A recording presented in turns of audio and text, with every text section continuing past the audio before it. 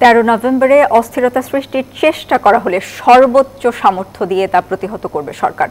সচিবালয়ের প্রশ্নের জবাবে এসব কথা জানান উপদেষ্টা সৈয়দা রিজওয়ানা হাসান। তিনি জানান, সরকারের প্রধান কাজই এখন সুষ্ঠু ও শান্তিপূর্ণ নির্বাচন করা। আর রাজধানীর সকল ধর্মীয় প্রতিষ্ঠানের নিরাপত্তা জোরদার করা হয়েছে বলে জানিয়েছে প্রেস উইং। 13 নভেম্বর লকডাউনের ঘোষণা দিয়েছে পতিত শক্তি আওয়ামী লীগ, যার কারণে আতঙ্ক তৈরি হয়েছে জনমনে। আর এই আতঙ্ক দূর করতেই বিভিন্ন তৎপরতা নিচ্ছে সরকার। সব মশার বিরুদ্ধে সুরক্ষা দিতে এলো বসুন্ধরা এক্সট্রিম অ্যারোসল, মশার বিরুদ্ধে এক্সট্রিম সুরক্ষা। রাজধানীর সকল ধর্মীয় প্রতিষ্ঠানের নিরাপত্তা জোরদার করা হয়েছে বলে জানিয়েছে প্রেস উইং। এক বিবৃতিতে প্রেস উইং আরো জানায়, ধর্মীয় সহাবস্থানে বিঘ্ন ঘটানোর চেষ্টা হলে আইনের সর্বোচ্চ প্রয়োগ করা হবে।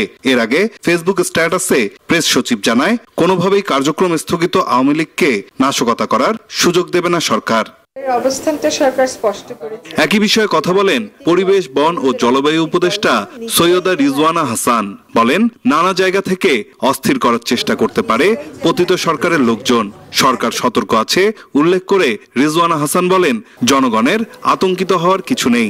আমি যদি 16 বছর দেশটাকে শাসন করে থাকি, নির্বাচিত অনির্বাচিত উভয় প্রকারে, একটা যে স্টেক এখানে নানান জায়গায় তৈরি করা হয়েছে, সেই স্টেকের সাহায্য নিয়ে কিছু অস্থিরতা হয়তো সৃষ্টির চেষ্টা করবে, কিন্তু আমি দেশবাসীকে বলবো যে এটা নিয়ে আপনারা আতঙ্কিত হবেন না। আমরা সজাগ আছি, সতর্ক আছি এবং সচেষ্ট আছি। গণমাধ্যমের করা এক প্রশ্নের জবাবে পরিবেশ উপদেষ্টা বলেন, ঐক্যমত্য না হওয়া বিষয়গুলো সমাধানে রাজনৈতিক দলগুলোকে বসতে বলা হলেও তারা এখনো বসেনি।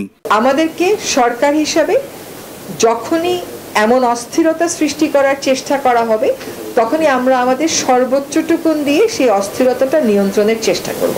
নাইম আলচিকো, নিউজ 24, ঢাকা।